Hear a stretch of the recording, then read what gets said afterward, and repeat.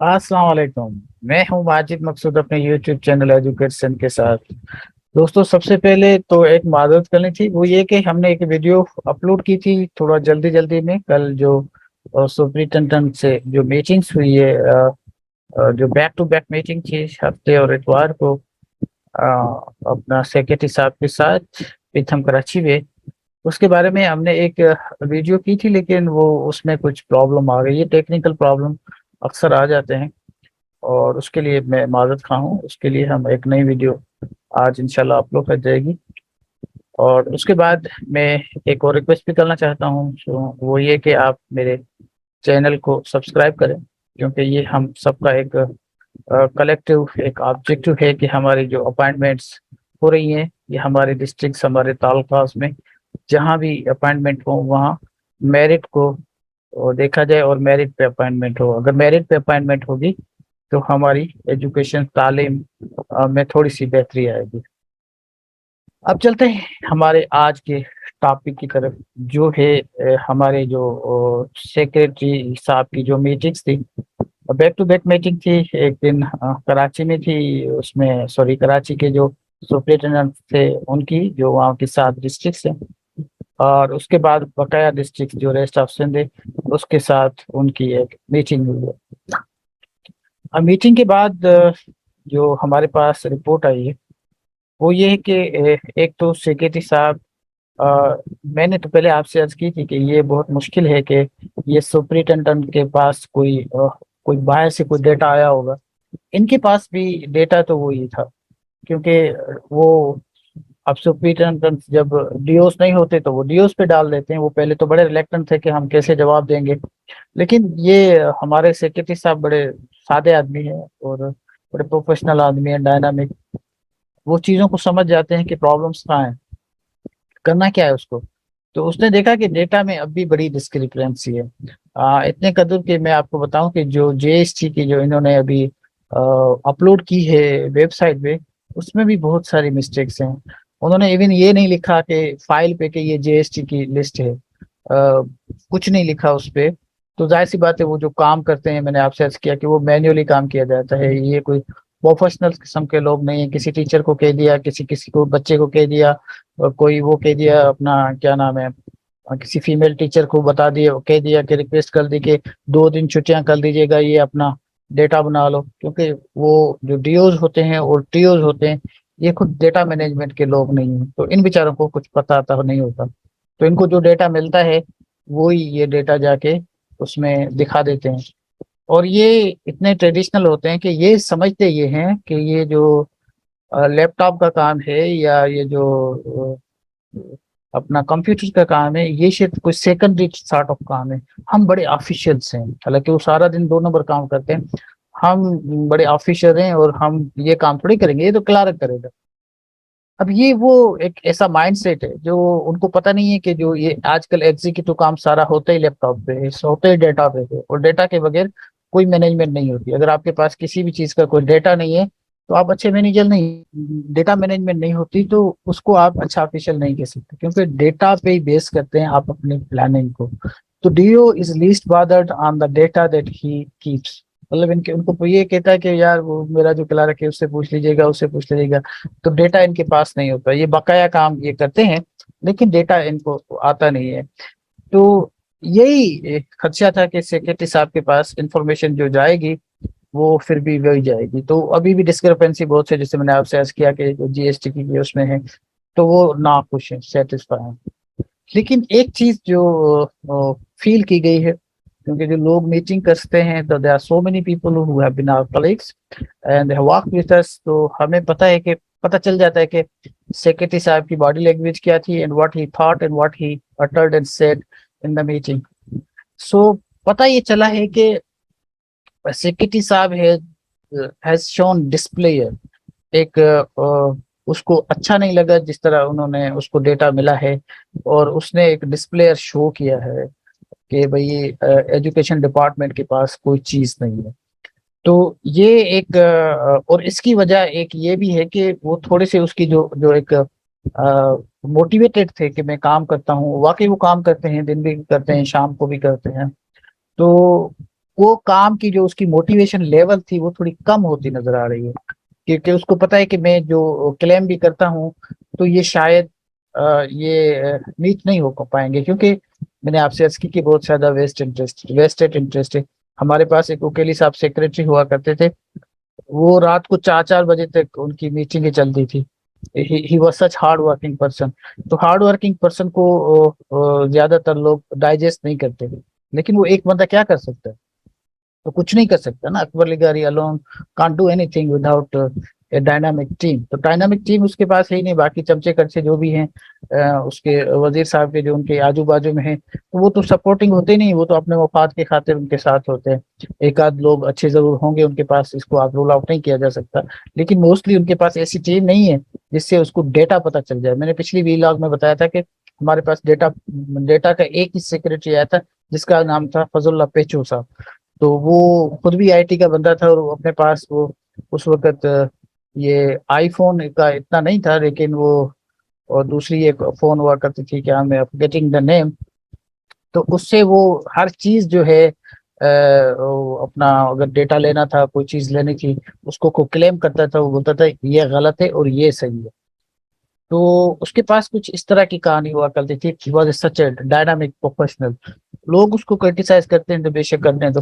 तो बहरहाल ये जो कुछ सेक्रेटरी होते हैं वो इस तरह के अपने पास वेरिफिकेशन रखते हैं कि कोई उसको डेटा दिखाए तो उनको पता चल जाए कि ये डेटा आपने जो दिया है वो गलत दिया है। तो अब प्रॉब्लम्स ये आ रहा है, अभी तक अगर आपने डिस्ट्रिक्ट की सीटें जो आपने पब्लिक भी कर दी है, किसी डीओ टीओ को ये नहीं मालूम कि हमारे पास वेमेंस की सीटें कितनी हैं, मिनॉरिटीज की कितनी हैं, मतलब फीमेल्स की सीटें कितनी हैं, और मिनॉरिटीज की सीटें टोटल कितनी हैं।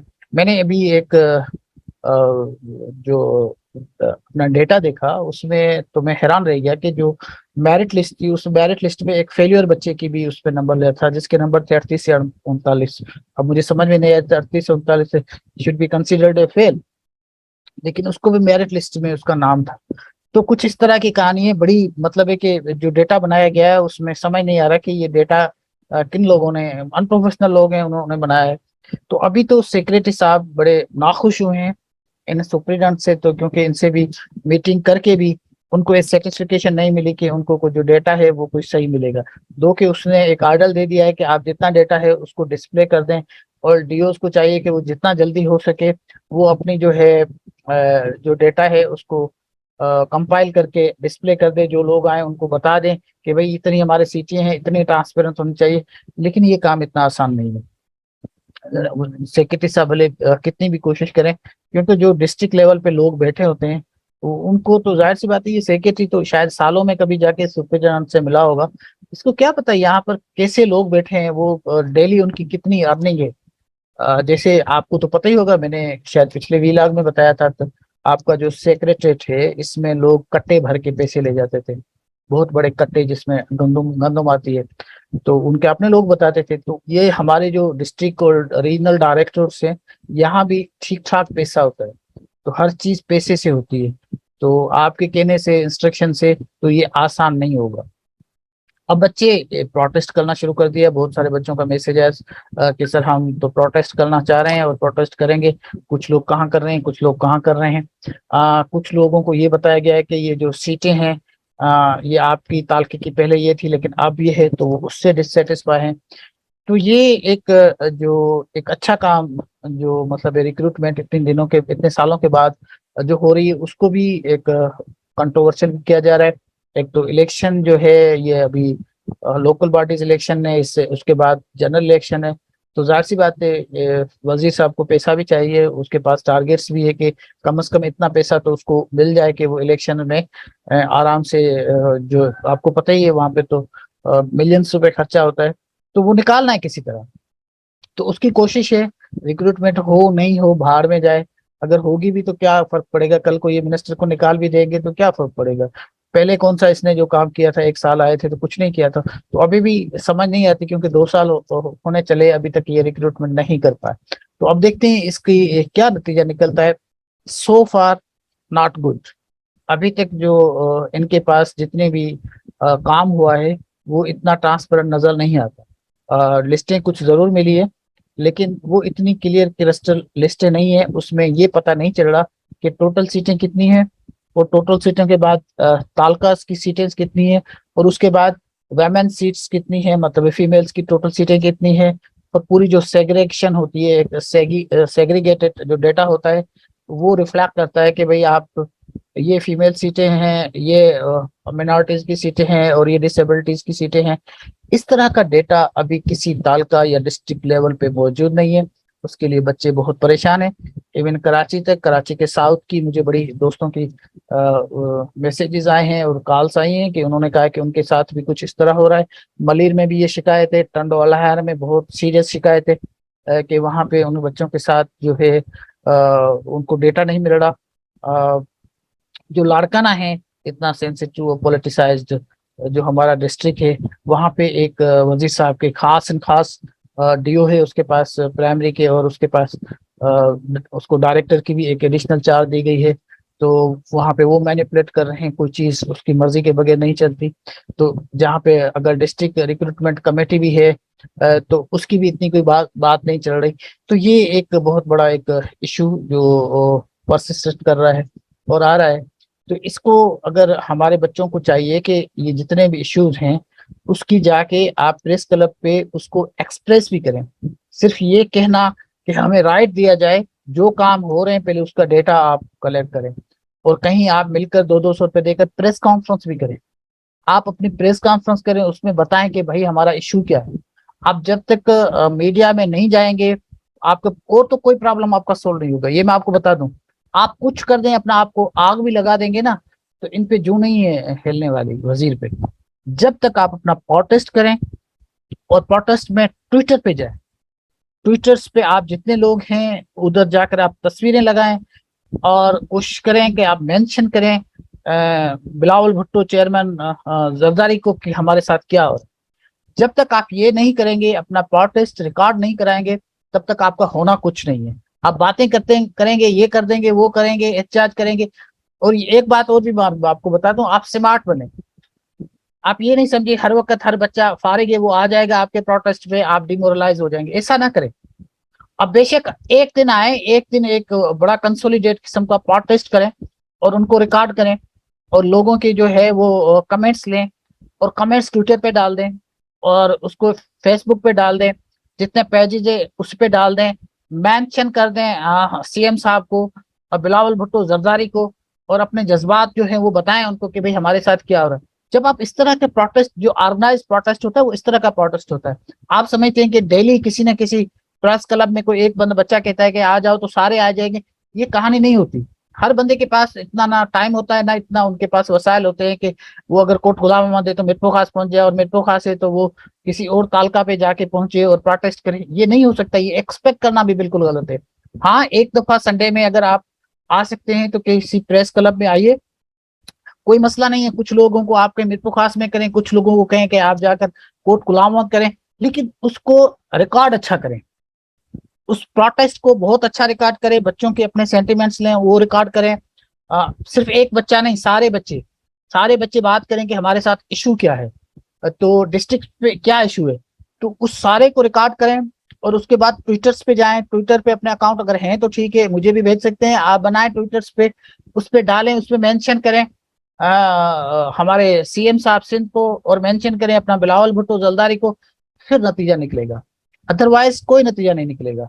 तो ये मेरी लास्ट में आपको गुजारिशात है। प्रोटेस्ट इस तरह किया जाता है और इसका असर भी होता है।